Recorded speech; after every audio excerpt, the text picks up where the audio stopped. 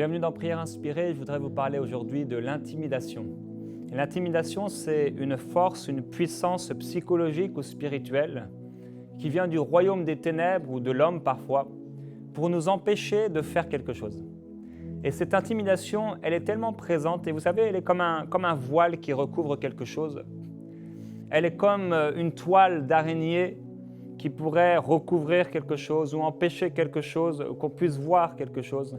C'est une espèce de toile, une espèce de voile qui vient sur le chrétien et qui l'empêche de porter du fruit et qui l'empêche d'aller.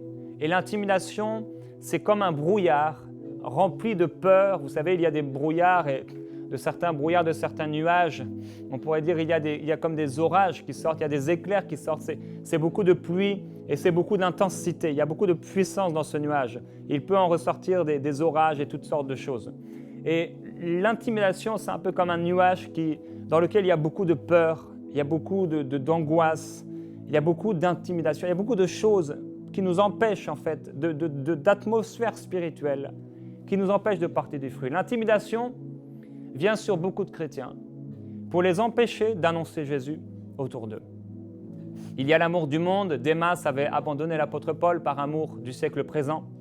Et c'est aussi une chose qu'on retrouve dans beaucoup de vies, l'amour du monde et l'amour du siècle présent. L'amour du siècle présent, c'est ce qui, dans nos vies, nous amène à ne pas vivre pour les intérêts du royaume de Dieu. Nous pouvons aller à l'église, nous pouvons lire la Bible et prier et faire toutes sortes de choses, mais cet amour du monde nous empêche de porter un fruit réel pour le royaume de Dieu. Et beaucoup de gens sont attachés à cause de ça, ils sont liés à cause de ça. Cela les empêche de parler de Jésus autour d'eux parce qu'ils aiment le monde et ils aiment les choses de ce monde. Et comment nous pouvons annoncer Jésus au monde si nous-mêmes nous vivons dans le monde et nous vivons comme le monde? C'est impossible. Et il y a quelque chose d'autre, c'est vraiment l'intimidation. L'intimidation, c'est dans le cas avec lequel nous parlons, c'est une force, une puissance spirituelle qui vient du royaume des ténèbres pour nous empêcher de parler de Jésus. Nous voyons cette intimidation devant le peuple d'Israël. Si souvent ils étaient intimidés par leur ennemi et ils avaient besoin vraiment de s'humilier et de déposer leur vie aux pieds du Seigneur et de dire au Seigneur, on ne peut pas faire, on ne peut pas réussir, on ne peut pas gagner. On a vraiment besoin de toi. Et ils s'humiliaient sous la puissante main de Dieu et le Seigneur leur donnait sagesse, force, intelligence, discernement, pouvoir pour accomplir ses œuvres. Et Dieu a fait des choses extraordinaires et on voit avec Pharaon comment le peuple a été tellement intimidé qu'au bout d'un moment, il est devenu esclave. Et c'est ce que le diable voudrait faire de nous, des esclaves. Un esclave, c'est quelqu'un qui vit, entre guillemets, comme les autres personnes, mais sans liberté. Cette personne ne peut pas jouir de la liberté. Et aujourd'hui, il y a beaucoup d'esclaves dans l'Église. Il y a bien sûr les esclaves du péché, mais il y a des esclaves de l'intimidation satanique. Des gens qui sont esclaves, ils savent la volonté de Dieu. Ils savent que le but et leur appel suprême, c'est de parler de Jésus, mais ils ne le font pas. Pourquoi? Ils sont esclaves de l'intimidation. J'ai été si souvent esclave de l'intimidation. J'ai été si souvent lié, sachant et connaissant parfaitement la volonté de Dieu, puisque la découvrant dans la parole de Dieu, et si on a un cœur pur, un cœur simple, un cœur honnête, alors on connaîtra exactement ce que le Seigneur veut pour nous et nous saurons que Dieu veut qu'on annonce Jésus et qu'on parle de Jésus. Et si souvent j'ai été lié, intimidé, et peut-être cet amour du monde ou cette activité nous amène à oublier notre mandat. Et il faut vraiment rejeter ces choses-là. Hier, nous avons prié pour renoncer aux choses dans notre vie, renoncer entre autres à l'égoïsme. Mais on doit aussi renoncer à l'amour du siècle présent et renoncer à ce monde. Dieu nous a plantés pour que nous puissions porter du fruit et un fruit qui demeure. C'est sa parfaite volonté. La persécution est là comme l'intimidation pour nous empêcher de parler de Jésus, pour nous faire peur. Et on voit dans Actes chapitre 5 que les apôtres étaient en train de prêcher Jésus, de parler de Jésus. Et il est dit au verset 40, « Ils appelèrent les apôtres, les firent battre de verges, leur défendirent de parler au nom de Jésus et les relâchèrent. » Imaginez-vous juste un instant, si on peut s'imaginer, vous êtes en train de parler de Jésus dans une petite ruelle, quelque part dans votre ville, à quelqu'un. Et là, vous commencez à être entouré par des gens, une vingtaine de personnes, une trentaine de personnes. Et là, ils commencent à vous frapper avec des fouets ou avec des bâtons. et elle vous laisse à demi-mort. Quel serait votre état d'esprit? Et pensez-vous que derrière tout cela, le diable a un but? Le diable désire quelque chose, bien sûr. Le diable veut vous intimider et veut vous faire tellement peur pour votre vie, que vous ne prêcherez plus jamais Jésus. Mais les apôtres avaient renoncé à leur vie. Et alors il est écrit au verset 41, « Après avoir été battus de verges, on les frappait. » C'était terrible. Il est écrit, « Ceux-ci se retirèrent de devant le Sanhédrin, joyeux d'avoir été jugés dignes de subir des outrages pour le nom du Seigneur, et chaque jour au temple et dans les maisons, ils ne cessaient d'enseigner et d'annoncer la bonne nouvelle du Christ Jésus. » Lorsqu'ils étaient persécutés, les apôtres étaient joyeux. Il y avait une joie, la joie de servir Dieu. Et il y a une telle joie lorsqu'on parle de Jésus. On parle de Jésus à quelqu'un clairement. On lui parle de ce Jésus, on lui annonce la bonne nouvelle et on en ressort, on est heureux. On est joyeux. Pourquoi? Parce que le Saint-Esprit à l'intérieur de nous a pu se manifester, a pu être ouvert, on lui a laissé un libre accès, il a pu être libre. Aujourd'hui, le Seigneur veut vous libérer. Le Seigneur veut nous rendre parfaitement libres de toute intimidation, parfaitement libres de toute peur, de toute angoisse qui nous empêcherait de porter du fruit. Les apôtres avaient renoncé à leur vie et c'est pour cela que lorsque même ils étaient battus, ils en ressortaient joyeux. Vous savez, ce n'était pas une joie qu'ils essayaient de produire par eux-mêmes. Ils n'essayaient pas de se dire on va essayer d'être joyeux, on a été battus, mais bon, allez, on essaie de s'encourager, on essaie de se motiver. Non, ils étaient joyeux et c'était par le Saint-Esprit. Lorsque nous sommes sur la route du Saint-Esprit et lorsque nous sommes sur le chemin du Saint-Esprit, alors à ce moment-là, dans tout ce que nous faisons, le Saint-Esprit demeure fidèle, il sera là. Étienne, elle était là, il était en train d'être lapidé. Il a vu la gloire de Dieu, il était tellement heureux. Et le Saint-Esprit l'a pu amener à faire cette prière, « Père, pardonne-leur parce qu'ils ne savent pas ce qu'ils font. » Et nous voyons encore dans un autre passage, dans Actes, au chapitre 14, nous voyons à nouveau ici au chapitre 13, à la fin du chapitre 13, au verset 49, la parole du Seigneur se répandait dans tout le pays, mais les Juifs excitèrent contre eux les femmes distinguées qui étaient prosélytes et les notables de la ville et soulevèrent une persécution contre Paul et Barnabas et les chassèrent de leur territoire. Ceux-ci secouèrent contre eux la poussière de leurs pieds et allèrent à Iconium. Les disciples, quant à eux, étaient remplis de joie et du Saint-Esprit. Le Saint-Esprit vient nous remplir de joie et il vient nous remplir de sa présence lorsque nous sommes en train d'accomplir son œuvre. Beaucoup de gens aujourd'hui, beaucoup de chrétiens, sont insatisfaits, sont malheureux, sont tristes, peut-être même sont malades. Pourquoi? C'est parce qu'ils ne sont pas en train d'accomplir ce pourquoi ils existent. Notre plus grand mandat se trouve dans Marc au chapitre 16 et nous pouvons le lire ensemble. Au verset 15, « Puis Jésus leur dit, « Allez dans le monde entier et prêchez la bonne nouvelle à toute la création. » C'est notre mandat, c'est notre appel. C'est ce que le Seigneur nous a laissé. Et vous avez peut-être parlé de Jésus autour de vous. Quand vous êtes né de nouveau, vous avez certainement témoigné autour de vous. Et automatiquement, vous avez fait face à de l'opposition.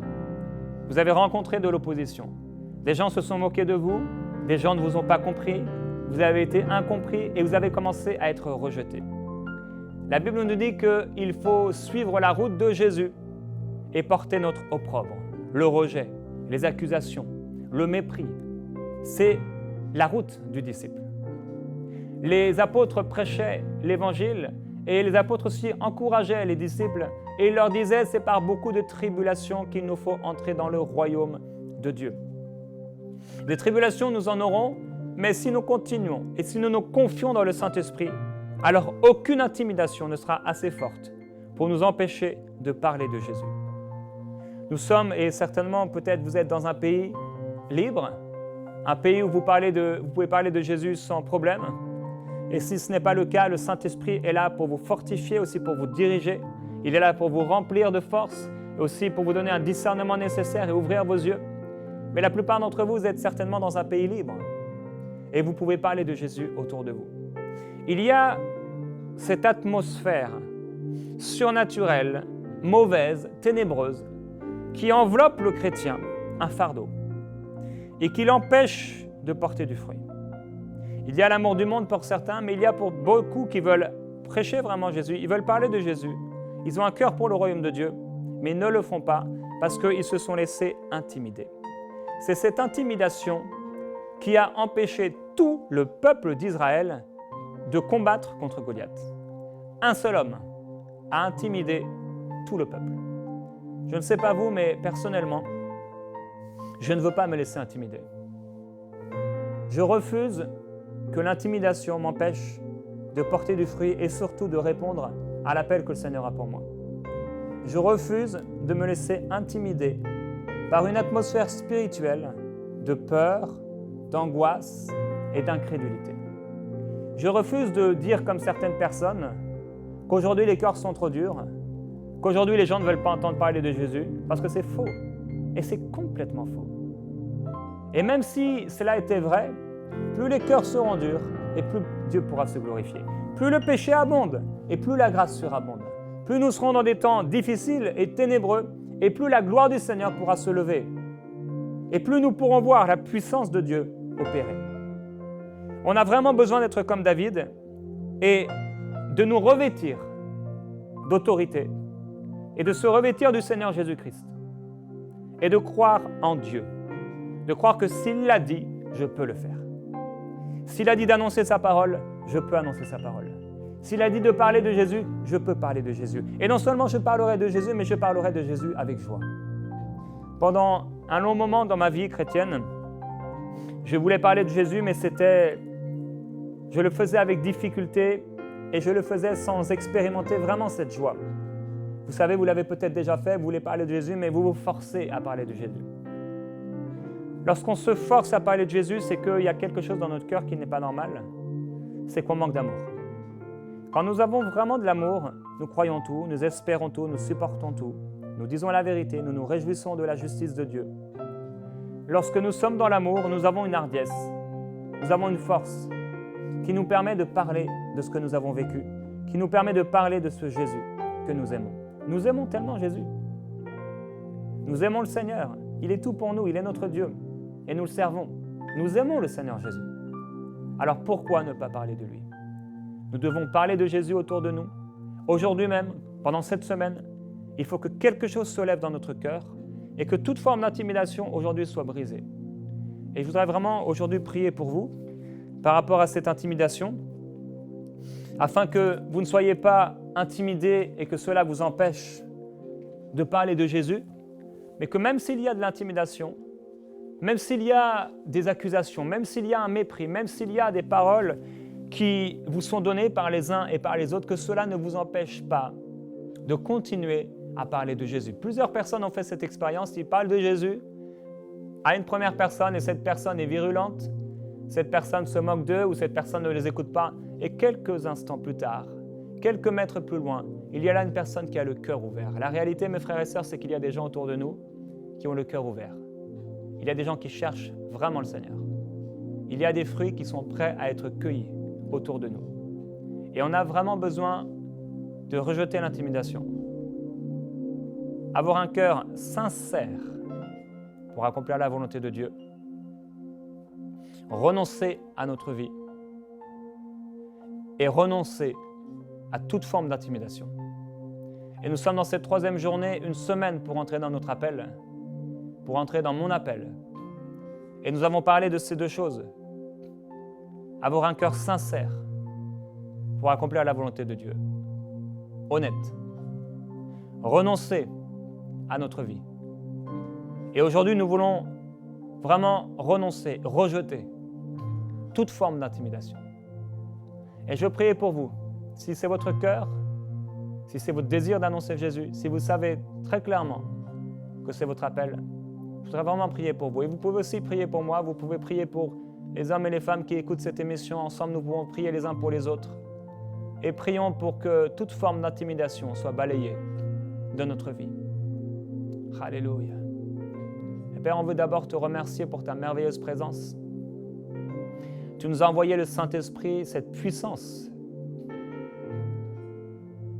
afin que nous ne soyons jamais découragés, au point de ne pas prêcher ta parole ou au point de ne plus accomplir notre mandat.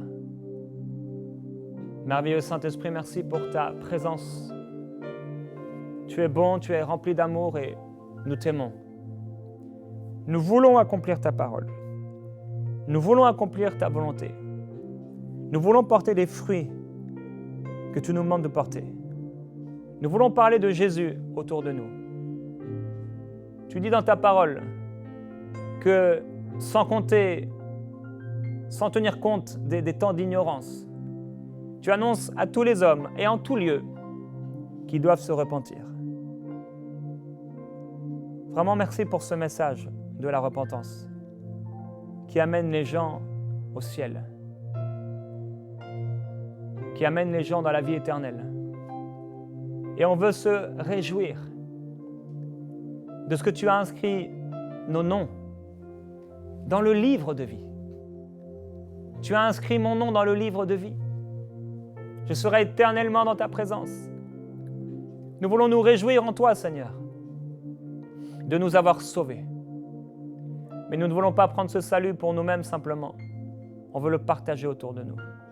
Père, je veux maintenant prier pour toutes les personnes et pour ma propre vie.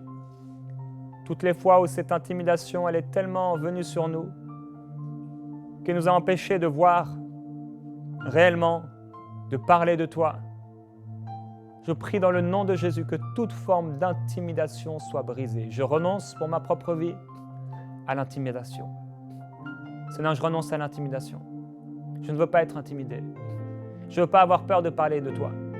Je ne veux pas avoir peur de prêcher ta parole. Je refuse de regarder, Seigneur, à ce qui paraît aux yeux. Je refuse de regarder selon les yeux, selon l'homme, mais je veux regarder comme toi, le cœur. Non pas les apparences, mais le cœur. Père, je rejette l'intimidation. Pardonne-moi, pardonne-nous d'avoir accepté cette intimidation. Pardonne-nous d'avoir été incrédule et d'avoir accepté des pensées, des raisonnements, des sensations, une atmosphère qui n'était pas divine, qui ne venait pas de toi. Nous ne voulons pas être comme ce peuple d'Israël qui regardait Goliath jour après jour et qui ne faisait rien, qui avait l'apparence et qui n'avait pas le cœur. Nous rejetons l'intimidation. Je rejette l'intimidation. Je choisis l'amour. Je choisis la passion pour ton nom. Je choisis le zèle pour ton œuvre. Je choisis le zèle pour prêcher ta parole. Je choisis d'être un disciple. Je choisis de parler de toi. Père, je prie pour mes frères et mes sœurs qui sont là et qui écoutent, afin que toute forme d'intimidation soit brisée dans leur vie. Il y a eu des paroles, il y a eu une atmosphère spirituelle négative qui les a empêchés de parler de toi. Il y a eu des expériences qui ont été faites, des gens qui ont parlé et qui ont été des envoyés de Satan pour leur faire peur. Père, que toute forme d'intimidation soit brisée maintenant, dans le nom de Jésus. Qu'un zèle nouveau se lève sur ton peuple. Je prie particulièrement pour cette personne qui m'écoute, afin qu'elle soit relevée et afin qu'elle prenne les bonnes dispositions que donne ton évangile de paix. Je prie qu'un zèle nouveau enveloppe cette personne, Seigneur, qui est là et qui dit « Oui, Seigneur, non pas ma volonté, mais ta volonté ». Je prie qu'un zèle nouveau soit sur elle, soit sur lui, et que ce zèle pour l'Évangile vraiment se manifeste avec une grande efficacité. Père, manifeste-toi. Manifeste-toi. Alléluia. Je veux déclarer sur vous que vous êtes remplis du Saint-Esprit, que vous êtes audacieux, que vous ne vous laissez plus intimider et que peut-être plus vous rencontrez de résistance et plus vous êtes zélés. Plus vous rencontrez d'opposition et plus vous êtes en feu pour le Seigneur. Je le déclare dans le nom de Jésus. Commencez à vous voir maintenant parler de Jésus. Commencez à imaginer les gens que vous rencontrez régulièrement et commencez à vous voir leur parler de Jésus. Leur partagez votre témoignage. Regardez-vous dans la dimension de l'Esprit, du Saint-Esprit. Parlez de Jésus. Commencez à imaginer un homme qui se passe devant vous et qui est boiteux. Vous allez simplement vers lui et vous lui dites « Monsieur, j'aimerais prier pour vous. Je crois que Dieu vous aime tellement qu'il veut vous guérir. » Vous lui imposez les mains et la puissance du Saint-Esprit se manifeste tout simplement. Commencez à vous voir parler de Jésus. Réjouis dans la joie du disciple. Parlez de Jésus autour de vous. Commencez à vous voir dans l'Esprit ce que vous êtes en Christ. Vous êtes rempli du Saint-Esprit. Vous êtes rempli de la parole de Dieu et vous êtes partenaire avec Dieu. Saint-Esprit, nous voulons être partenaires avec toi. Nous ne voulons pas vivre notre vie tout seul, mais on veut faire un partenariat avec toi. Frères et sœurs, je ressens vraiment ce désir de Dieu de faire un partenariat aujourd'hui. Dieu vous propose un partenariat, une alliance véritable. Je crois que c'est une journée d'alliance pour plusieurs personnes. Je me souviens quand j'avais 19 ans et j'ai écrit sur une feuille une alliance avec Dieu. Je me suis basé sur une prière de l'Ancien Testament lorsqu'un peuple a fait alliance avec Dieu pour le servir. Et j'ai écrit « Seigneur, je te servirai ». J'ai mis la date et j'ai signé à la fin. C'était mon alliance avec Dieu. J'ai fait une alliance avec Dieu. Là où vous êtes, vous pouvez prendre un stylo si vous en avez un devant vous, un papier. Et si vous n'en avez pas devant vous, vous pouvez le faire dans les prochains temps, les prochaines minutes aujourd'hui. Et faire une alliance avec Dieu. Et vous pourriez écrire sur ce papier, sur un document, vous pourriez simplement écrire « Je fais une alliance avec Dieu ». Vous pouvez écrire « Père, je fais une alliance avec toi aujourd'hui. Je refuse et je renonce à toute forme d'intimidation. Je choisis aujourd'hui de vivre pour toi et d'annoncer ta parole. Je décide de me consacrer pour l'Évangile. Je choisis d'être partenaire avec le Saint-Esprit. Aujourd'hui, je fais une alliance nouvelle avec Dieu. Je deviens un véritable disciple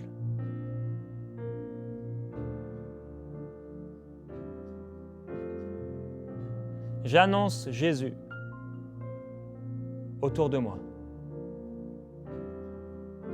Je prends la ferme résolution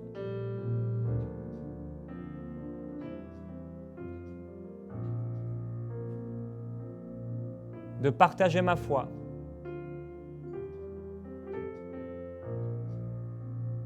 toutes les fois que cela me sera possible.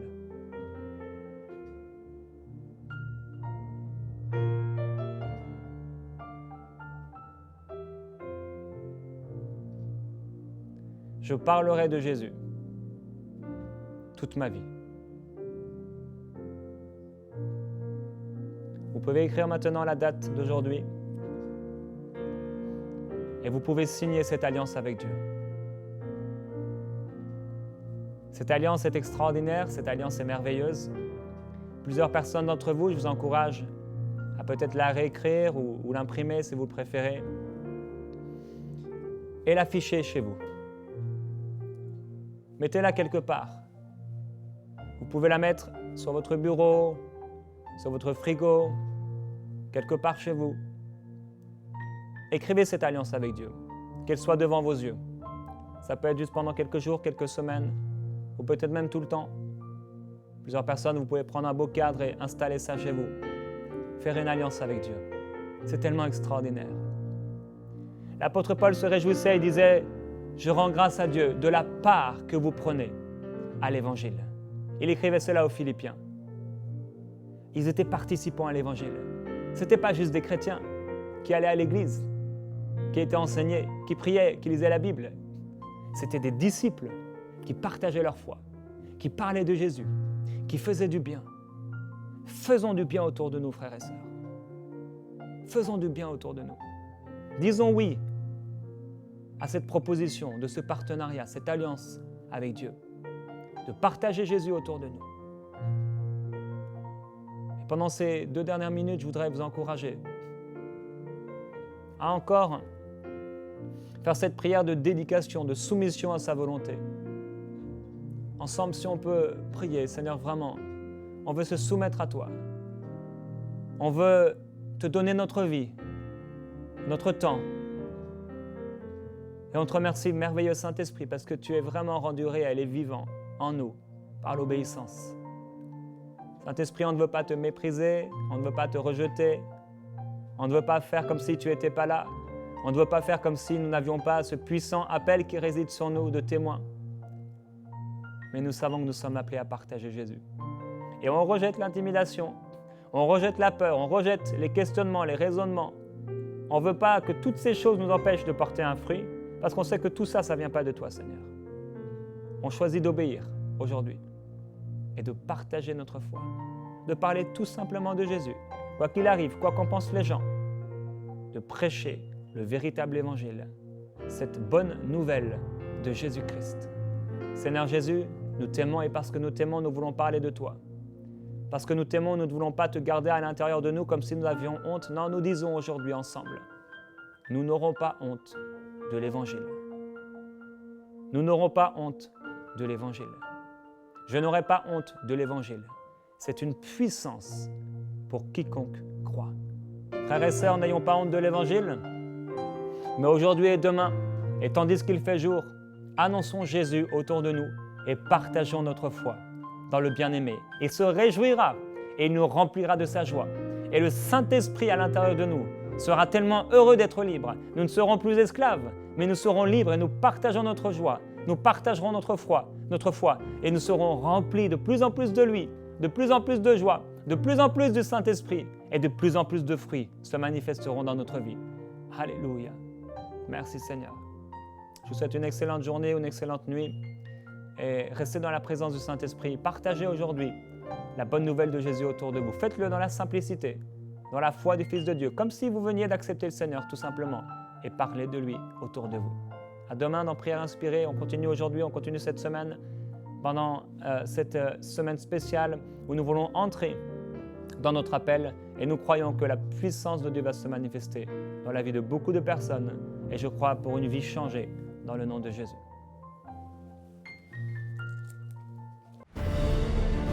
Envoyez-nous vos sujets de prière à prière@enseigne-moi.com.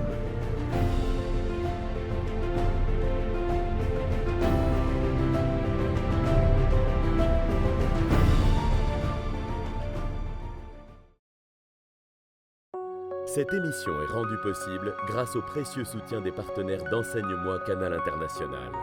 Retrouvez tous nos programmes sur enseigne-moi.com.